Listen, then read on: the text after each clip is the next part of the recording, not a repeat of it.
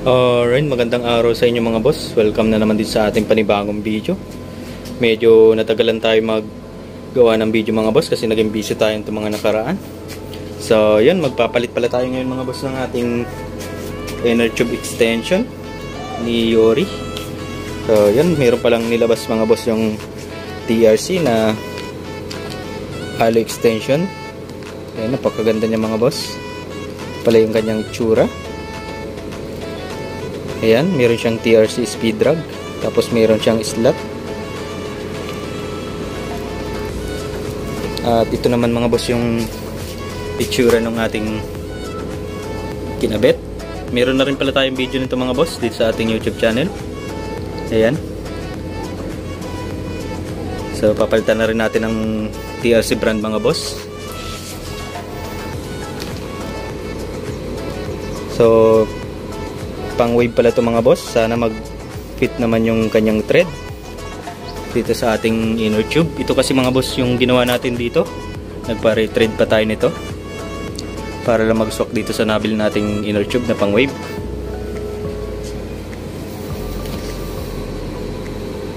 Yung GRP kasi nito mga boss na ganitong inner tube extension is kailangan pa ipa-retread o kaya ay ang gagamitin mga boss na inner tube is yung pang rider natin, yung SGP. Bali puputulin pa yun mga boss. Ay para sa akin masyado siyang risk pa kasi idudugtong, ipuputulin pa. So dito na lang ako sa pang wave na talaga. So hindi ko na rin pala papakita mga boss yung pagbaklas natin ito kasi meron naman na tayo itong video yung pagkabit pa natin ito. So ayan, balik na lang tayo mga boss pag nakabaklas na natin. So let's G. So ayan mga boss, natapos na rin pala natin mabaklas yung ating front shock. Ito na pala mga boss yung inner tube natin. Ayan. So ayan, tanggalin muna natin ito mga boss para masubukan na natin to kung papasok ba talaga.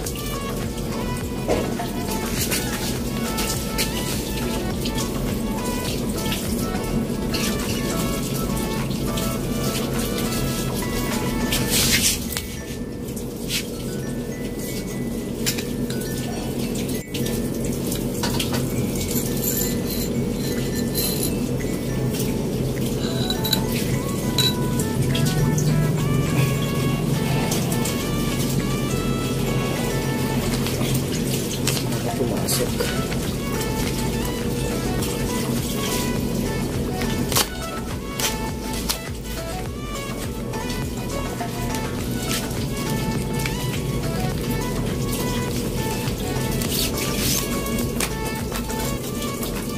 Ganda niya mga boss.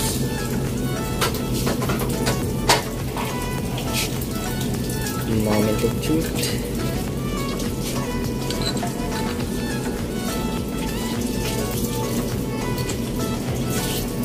So yun, hindi na pala tayo magpapamachine mga boss. Bali sok na sok pala ito. Nice one. Hindi na pala kailangan pa machine shop mga boss. Hindi na tayo maparetread.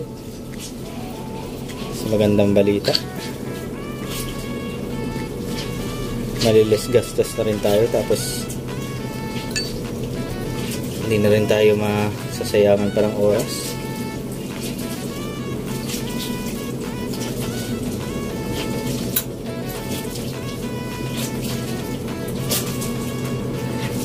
Kunin lang natin tong rubber mga boss.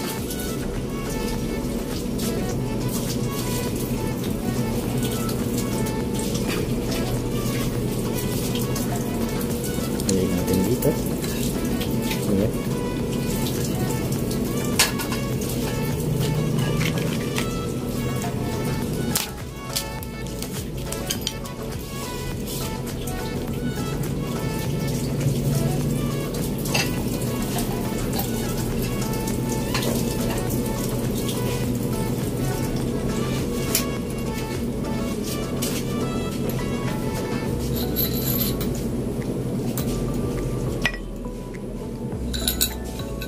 Ang gamit ko palang laman dito sa ating inner tube mga boss is pang wave. Bali bumili pala ako dati ng lumang inner tube na pang wave mga boss, tapos kinuha ko lang itong spring saka yung damping rod.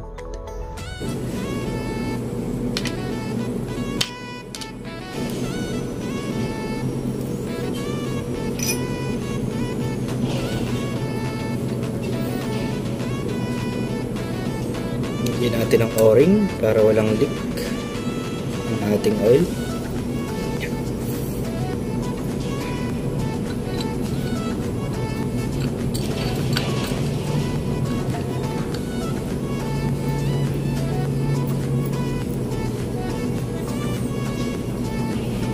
Nice one, TRC.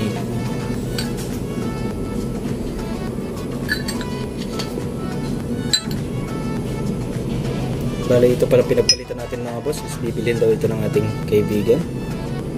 Kakabit daw sa kanyang XRM.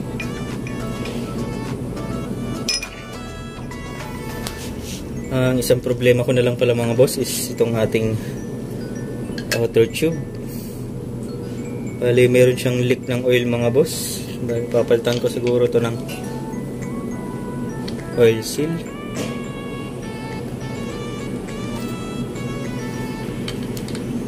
Yan mga boss, may leak to ng oil.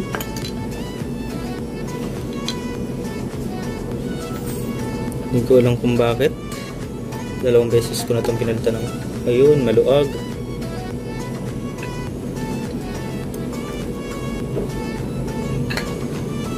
Maluag yung kanyang oil seal mga boss.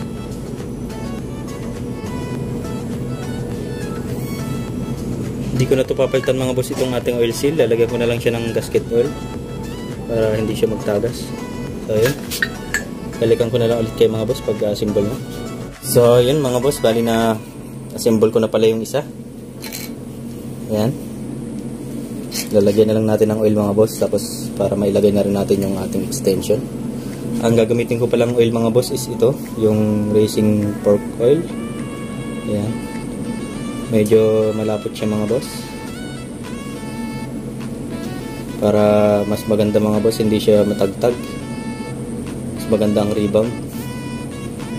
So yun, lagyan natin mga boss ng siguro mga 90 ml. Meron tayo ditong sukatan.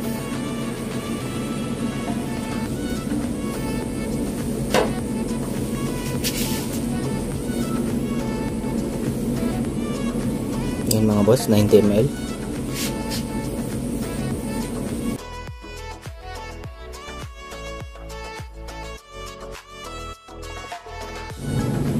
Yung gamit ko kasi mga boss dati 17 ml lang, masyadong malambot yung ating shock.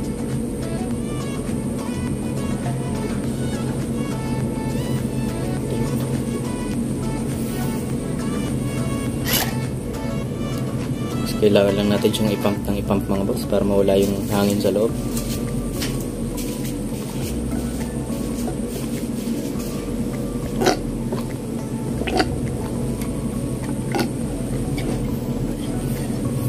May siyang hangin sa loob mga boss.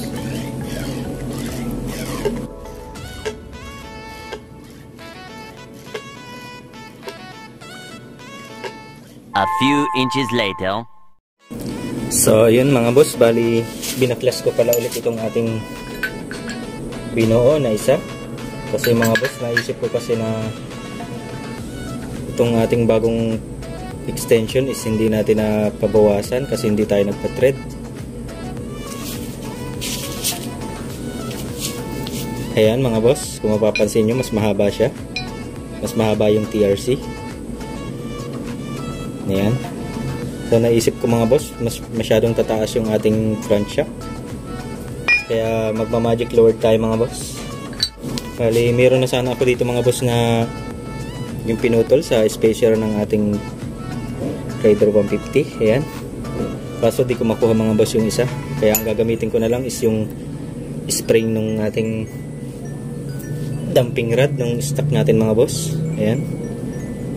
Ito na lang gagamitin pong spring. Saktong-sakto sana ito mga boss, kaso ay nawala yung isa.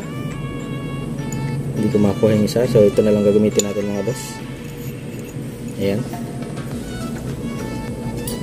So buuin muna natin mga boss yung isa para makita nyo yung diferensya nya, kung gaano ang kanyang ibababa. So ayan mga boss, bali na magic lowered na pala natin. Ayan, bali nakakuha tayo ng mga 1 inch din siguro mga boss. Ayan, ito pala yung magic lowered na natin. Bali dito ko kasi siya sinusukat mga boss. So ayan, saktong-sakto lang siya. So ayan, gawin na rin natin tong isa mga boss. Hindi ko na rin papakita sa video.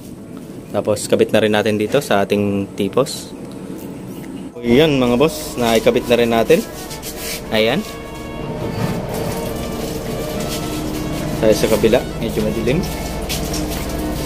Ayan mga boss, nakakabit na rin natin. Bali, kakabit na lang pala natin mga bosses yung gulong. Medyo lampas pa dito sa ibabaw. Pero goods lang yan para makita rin yung lining ng design ng TRC. Ayan. Meron pa pala tayo mga boss problema sa pagkabit ng ating gulong. Itong ating axle. Medyo sobra siya mga boss. Bali pa babawasan natin siya ng tig 3mm. So ayan, balik na lang tayo mga boss pagka may pamachine na natin ito mga boss. Ayan mga boss, bali na patabasan na rin pala natin yung ating axle. Ayan, sakto na siya sa kabilaan. Pinabawasan natin ng tig 3mm. So ayan, kabit na rin natin ang gulong mga boss. Bukas na lang din pala tayo makakapag-montage kasi gabi na.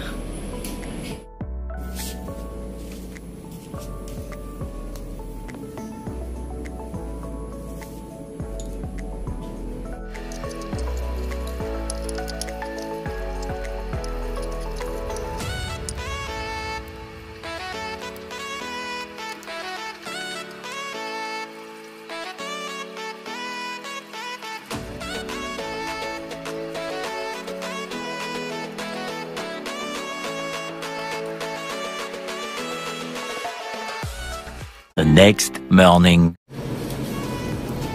Oh, yun mga boss, natapos na pala natin gawin. Inabot na pala tayo ng kinabukasan. Ayan. Palang itsura mga boss.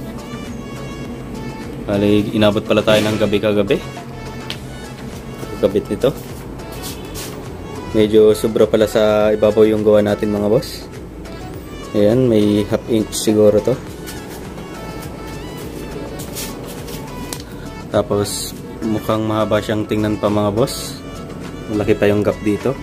Pero goods lang siguro yan pag nalagay na natin yung ating fender. Ayan. So ayan mga boss, ngayon try natin yung play ng ating front shock.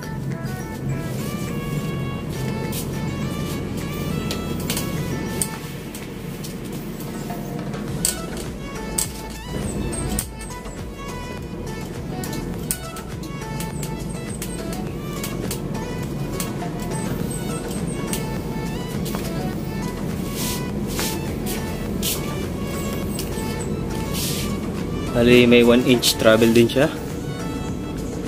Ayan, kita yung marks mga boss.